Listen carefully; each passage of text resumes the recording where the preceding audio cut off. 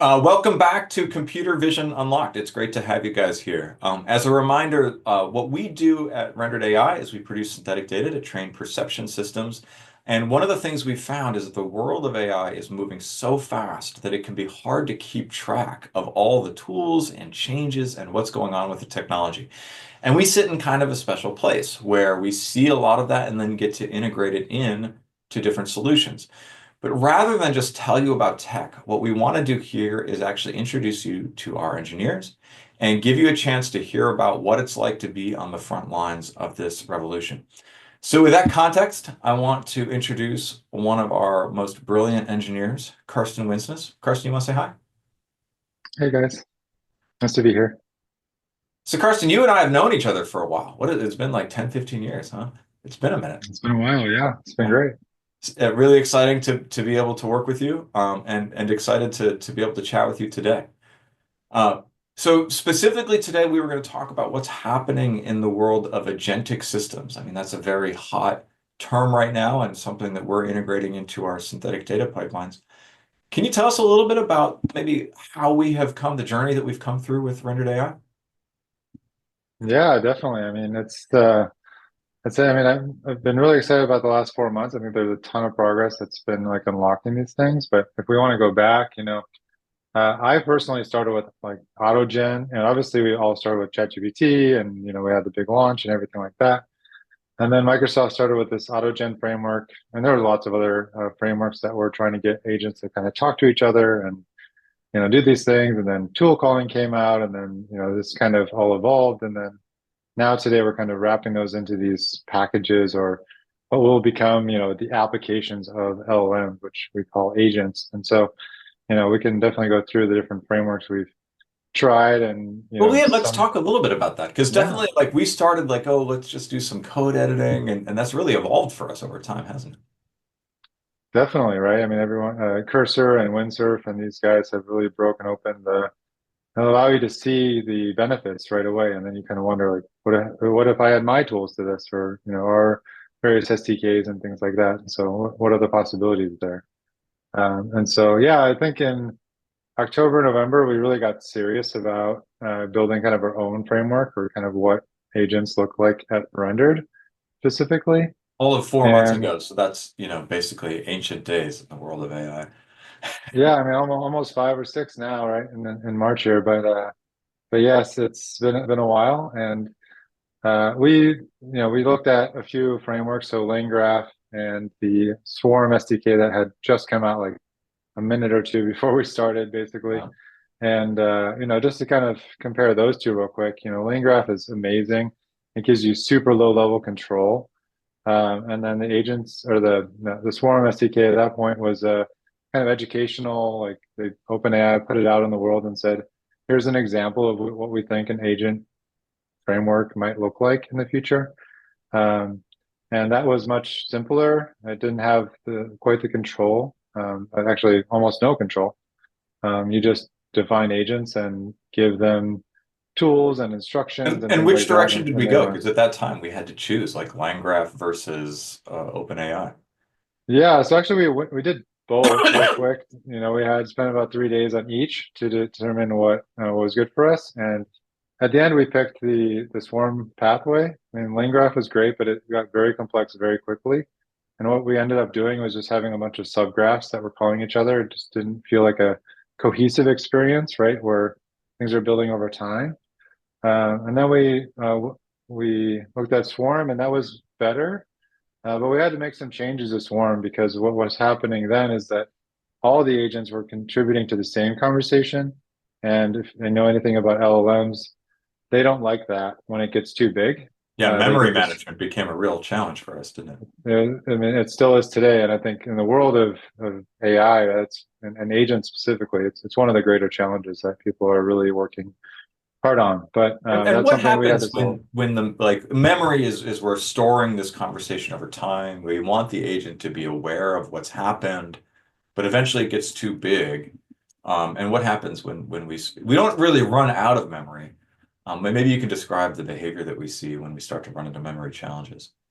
Yeah, it really depends on the model you're using, and so we, obviously experimented also with mean, that's the nice thing about agents is that there's kind of a wrapper around the LLM itself or the model you're using, the tools it has access to, the system messages that it's instructed to follow.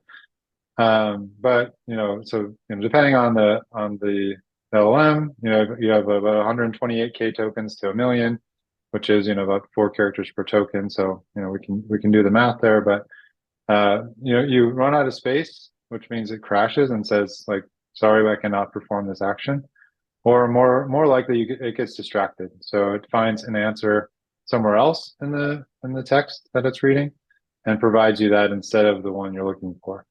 And when ADHD agents, it has been a I challenge. mean, like everybody, right? I mean, if you walked into a room and someone just started shouting stuff at you, and then said, "Okay, in that 10-minute rant, can you tell me what this was?" And you're like, "Well, you didn't. You barely gave me the question before we started." So, Yeah. it's not clear to the LLM what's going on. So And that's continued to evolve since then, right? So we started with some of these agents, but the user interface and how we actually interact has been one of the challenges. Can you describe what that looks like for us now? yeah, so one thing that we really leveraged recently is the world of MCP, or this idea that you can now package tools as kind of reusable components. What happens is these MCP servers become available, or we create an MCP server. Right now we have 2 of them. In about a month or 2, we'll have 3 or 4 of them. And what these servers allow us to do is to uh, pick any client we want. So Windsurf, Cursor, there's something called Goose from Silicon Valley guys. So there's lots and lots of clients that now accept these MCP servers, and you can load those up and say, hey, I love, Windsurf, for example. I love what you do for me on a daily basis on my code editing, etc. But you don't have access to my world. I don't have access to Yeah. the rendered platform, etc. And so with an MCP server, we can now connect the dots and tell Windsurf, hey, when the user asks, about data sets or graphs or these complicated issues that are specifically rendered topics, go ahead and use these tools instead. And Yeah. it's opened up a whole new world for us. And And one of the things that I think you did that was really innovative for Rendered was you also set us up with these development environments so that everything's kind of pre-packaged. You just turn it on, and now you're sitting at a developer environment that, knows everything about your world, and you can use these agentic tools. I mean, there's no question there. Tell us a little bit about that, though, because I mean, it was really exciting. It's sort of transformative for me and how we do our work. yeah, I mean, I was in an AI event yesterday, and one of the top guys there who know, I mean, he's the organizer of the event, and he knows, very smart guy. And he was asking about MCP, and he says, "Well, how do you distribute these things? Like, how do you do that? You can't just like put my private." He's like, "I want to give my organization invoicing, Yeah, ability or whatever, exactly. very generic stuff." And he's like, "But I can't just like put that on one of the global, directories or whatever. It doesn't make sense." And so we talked a little bit about it, but yeah, it's a very open question on Well, like how do tell we, us more. I mean, I described it yeah, at a high level, but how are we solving that problem? yeah. So we're solving this problem by having, let's see how to explain it the best.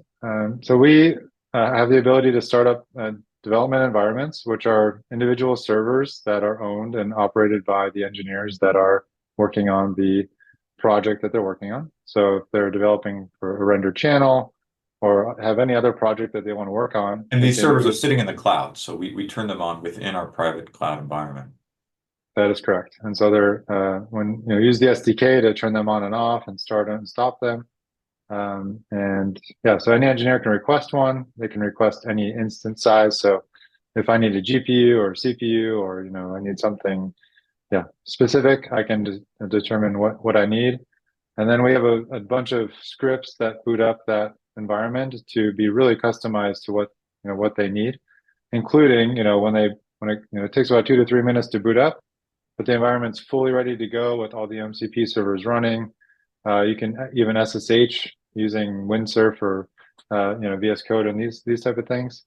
Our favorite right now is doing it with Windsurf, and that gives you the Windsurf Cascade chat experience, and our MCP servers are fully connected, and everything is ready to go. We also have our and SDK and some other, very unique things that we need that are all ready and to go. So the engineer does not have to think about pip install XYZ. It's ready to go, Yeah. and they can get to work. Yeah.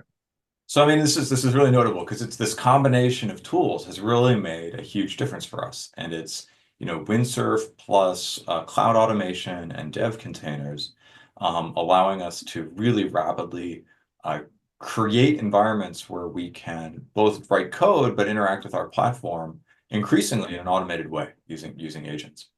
Um, That's right. I mean, I remember the days where we had I mean, I think we still have the page up probably somewhere on the site that says, if you want to get started with a channel, here are the 20 things you need to do. And today it's no, now you just press this button, yeah, wait 3 minutes, go grab a coffee, whatever, and we're ready to go. So we're really working on, closing that gap and that time.